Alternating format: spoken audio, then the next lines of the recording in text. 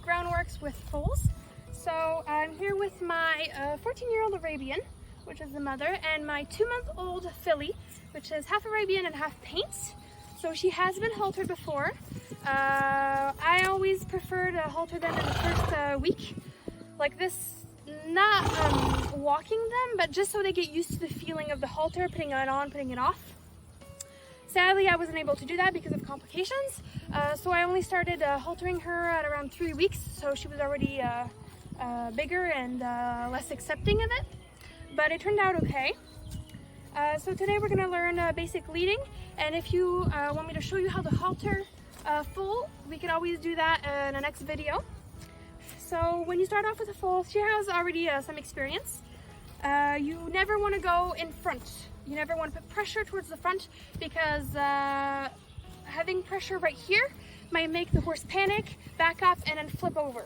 So we really want to have pressure more to the side, like so, and we're going to put just a little bit of pressure, and as soon as there's the right idea, we release the pressure. We always go, at least in the first days, where the foal wants to go, so always towards the mother or towards an area where they're comfortable. Then once they get a little bit more comfortable with the walking, we're going to ask them to go somewhere where they're less comfortable with going, so farther away from their mother.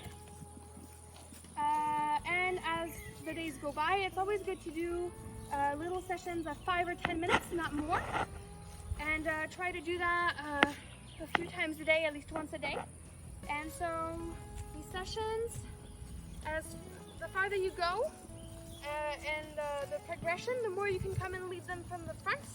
So you never want to put too much pressure, but you always want to have a little tension when they don't respond. They're not very heavy, they're about 50 kilos, so there's not a lot of strength is needed to hand walk them. And in one of my previous videos, I showed basic groundwork. And with a foal, we're never going to start off by asking them to stay back, asking them to turn around and do all those tricks I did on the ground, because they don't know and they're still discovering us. So just following the energy of the halter is more than enough. Even if she gets close, it's all okay. She's discovering. Even if she wants to walk away, we're never going to put pressure with a little foal. We're going to have a little bit of tension, and as soon as she goes in the right direction, you release. So here we go. I'm going to try to walk her around the round pen.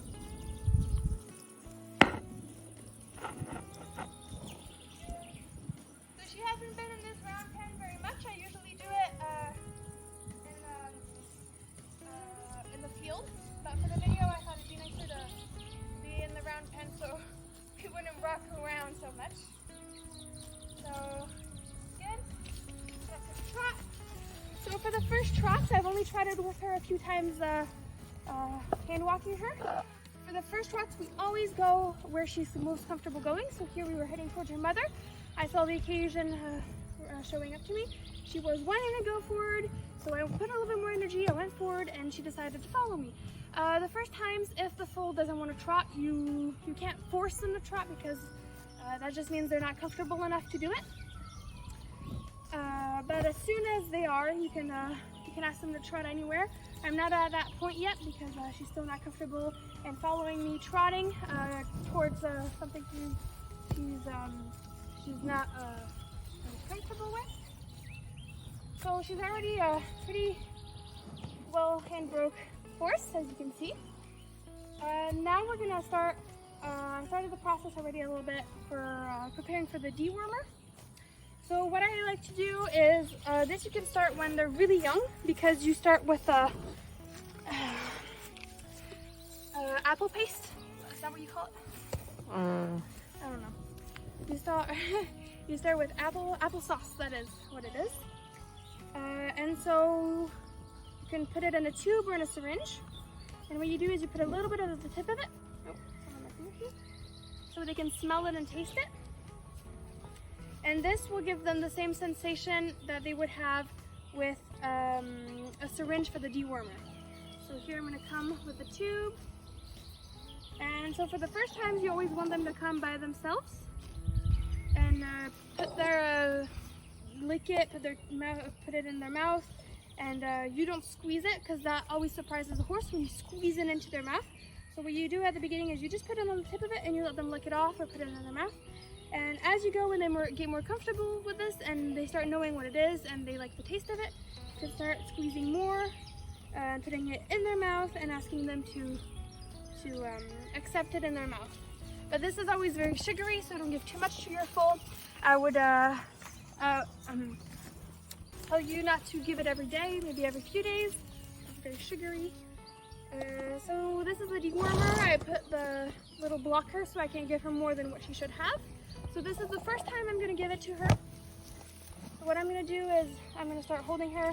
I've done this too before, holding her from the halter, which is always an important step to do before we give her the dewormer, so we can control her from this angle.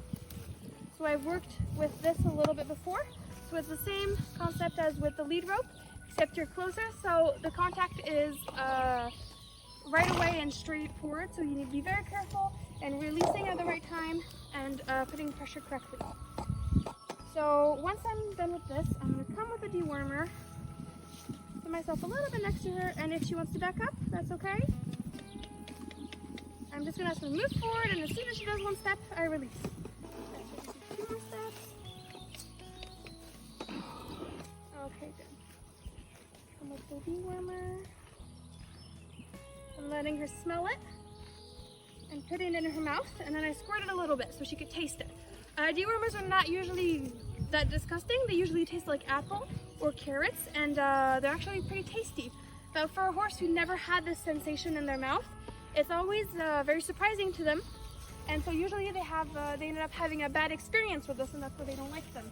Because we end up holding them, squirting it in their mouth, they get scared and don't even have time to taste it to see if it tastes good or not, and decide that that's just too scary, they don't like this, and they want nothing to do with it. But the good thing about doing it with applesauce before is they already have good experiences with this because we went slowly, and so they ended up liking this and having no problems taking it by themselves and wanting to taste it. So I'm going to offer it to her again, and then I squirted what was left in her mouth, and as you can see, she likes it. She doesn't look disgusted by the taste of it. She ate all of it. She didn't spit out anything, and it was really easy. She took it by herself. I didn't have to hold her or hold her down to put it in her mouth. And so now I'm gonna take the halter off of her. So when you do this step, it's always very important to do it quickly, so the horse doesn't have time to get bored or react while you're taking it off, and so get away without you it being done. So what you do is you come very quickly. If the horse backs up, you ask them to go forward. So you come very quickly, and then if you're at this state and the horse backs up, you just hold the halter and ask them to go forward again, holding it like this. If you already unhooked it and the horse starts to back up, you just hold it like this and you ask them to come forward. And as soon as they do that, you finish undoing the knot or take it off. Once you take it off, you have to walk away as quickly as possible before it's the horse's decision to walk away, and then the horse leaves with the impression of, oh, finally I got rid of her and I walked away. We want to leave the horse, so when we leave, the horse is like, oh, you're going, and that's the first thing he's going to remember the next time he sees you, that last time you left him and he missed you. So leaving like this allows me to come back and have a horse who wants to be with me. Because last time she was like, oh, she left, and it was not her decision. So here we go. Good girl. So that's all I have for you guys today. Thank you very much for watching. If you have any questions, you can look at my other videos, and we're going to be releasing 1 or 2 per week. So there you go. Thank you very much. Bye.